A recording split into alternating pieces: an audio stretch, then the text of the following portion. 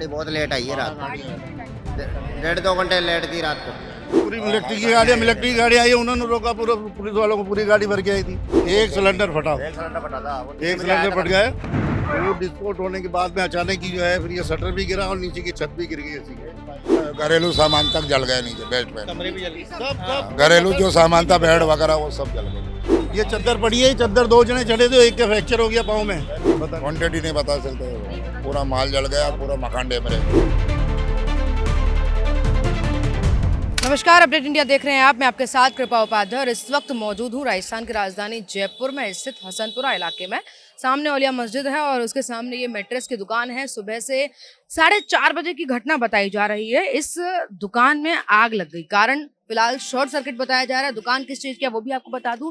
Mattress यानी गद्दों की, cotton के काम की दुकान है। कॉटन का काम यहाँ होता था, गद्दे यहाँ लगाए जाते थे, बनाए जाते थे, बेचे जाते थे और उसके बाद यहाँ 4:30 बजे सुबह आग लग गई है।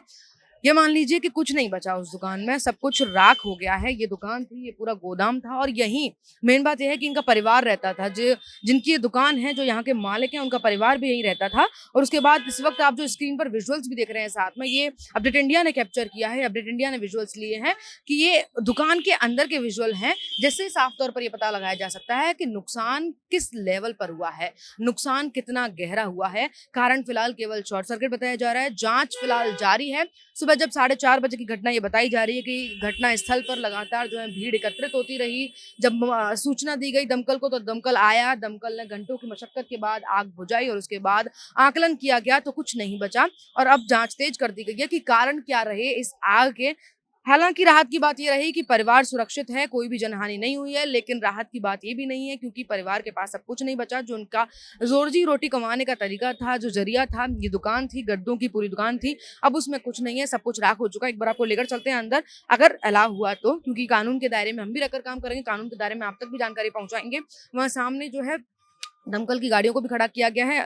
औलिया मस्जिद के सामने की घटना है, देर रात की घटना है ये, और पूरी दुकान बताई जा रही है कि जलकर राख हो चुकी है। यहाँ के आसपास के जो लोग हैं, अगर बात करना चाहेंगे तो उनसे भी बात करेंगे कि क्या कुछ, कौन प्रत्यक्षदर्शी था, किसने क्या देखा और क्या माहौल था उस समय का।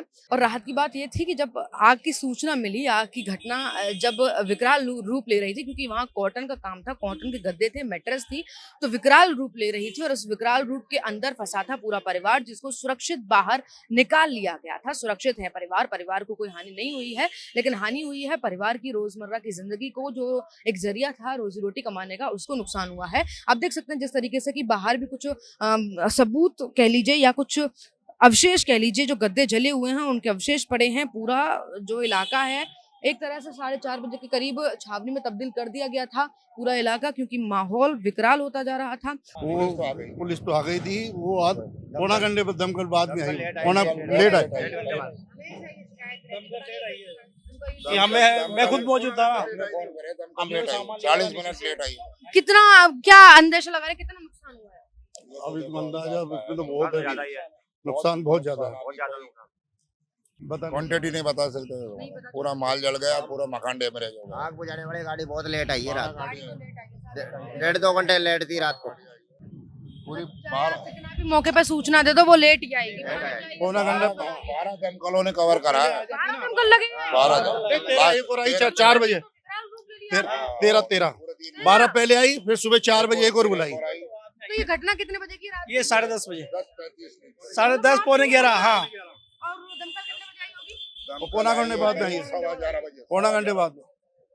40 मिनट, और कितना टाइम लग गया होगा रिकवर करने में? कम से कम 2.5-3 घंटे करने। घंटे में तो साहब क्या बचता है, 2.5 घंटे। ज्यादा तो नहीं, कम से है ज्यादा। 3 घंटे, 3-3.5 घंटे लगे। सुबह भी बुलाया 4 बजे, बोल तो रहे हैं आपको, फिर भी देखिए सुबह मतलब 3 घंटे तो कंपलसरी है। अच्छा, यहाँ कॉटन और गद्दे थे? हाँ, बॉन्डेड गद्दे, कॉटन, पर्दे वगैरह ये थे। पर्दे एक बार विजुअल्स में आके आग के विकराल रूप है। ये अंदाजा साफ लगा सकते हो आप, दूर खड़ा इंसान भी बोल देगा कि हाँ भारी नुकसान हुआ है। बहुत भारी नुकसान हुआ है। कितना? यहाँ से हसनपुरा तक ट्रैफिक जाम था, पूरा जाम। एक बार सेफ्टी के बंद करना पड़ा रास्ता। अच्छा, आप सब लोग यहीं रहते हैं? पूरी इलेक्ट्रिक गाड़ी आई है, उन्होंने रोका, पूरा पुलिस वालों को पूरी गाड़ी भर के आई थी। ये मकान किसका है? ये पड़ोसी का ये है, ये नीचे बेसमेंट पीछे दिख परिवार रहा यही रहता था। पीछे यहीं रहता है। पीछे से हमने गैस की सिलेंडर टंकियां बाहर निकाली। हाँ नहीं मतलब जो है न वो शादी में गए और नहीं वो सोते ही रह जाते हो। ये देखो उनको तुरंत बाहर निकाल लिया नीचे से पीछे के गेट से कितनी थी? 2 लेडीज बाहर निकाल मतलब सुरक्षित निकली। हाँ वो सुरक्षित नीचे पीछे आप से क्या बता रहे थे अभी?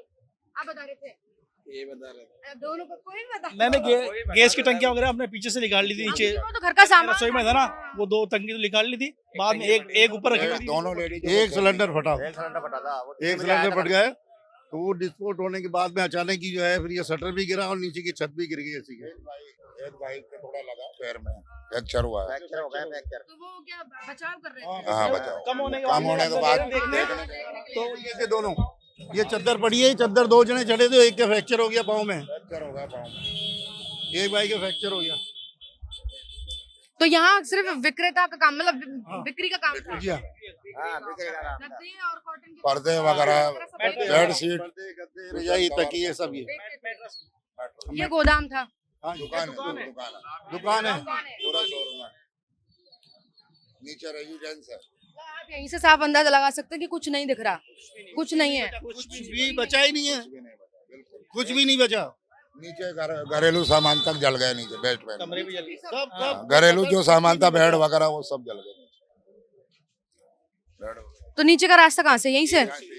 यहाँ से? पास में सीढ़ी है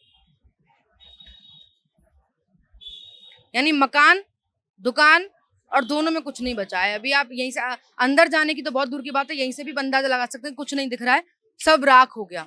इनकी रोजी रोटी कमाने का जरिया था वो सब राख हो चुका है और महीनों लग जाते हैं, सालों लग जाते हैं किसी एक धंधे को, किसी बिजनेस को, किसी दुकान को सेट करने में और वो मिनटों में जलकर राख हो जाए और उन्हीं के सामने जिन्होंने सेट किया है तो फिर कुछ नहीं बचता। ये अंदर का एरिया, ये शायद सामने कूलर है, ये कूलर है, वो एसी है, ये उपकरण है सारे, वो सामने ड्रॉर है, ये सामान रखने का अलमीरा है पूरा। और ये अंदर का आप विजुअल देख रहे हैं कि रात 4:30 बजे जहां आग लगी है उसका अब का माहौल कैसा है, अब का नजरिया कैसा है। डर इतना है कि यहाँ के आसपास के लोग हमें भी चेतावनी दे रहे हैं कि आप आराम से कीजिए, आराम से जाइए, क्योंकि यहाँ दीवारें कमजोर हो चुकी हैं, विस्फोट के बाद, आग लगने के बाद बीम कमजोर हो चुके हैं, जिससे हर वक्त ये डर है कि कहीं कोई और हादसा जो है दूसरा ले ना ले अपनी जगह, कोई और दीवार ना गिर जाए, कोई और हादसा जो है यहाँ देखने को ना मिले, क्योंकि पूरा कमजोर हो चुका है ये एरिया। ये गद्दे हैं सामने जो जिनकी यहाँ बेचे जाते थे, ये वो गद्दे हैं, सामने अलमीरा है जहाँ अभी भी कपड़े कुछ हैं और सब कुछ जलकर राख हो चुका है, कुछ भी बचने की उम्मीद नहीं है।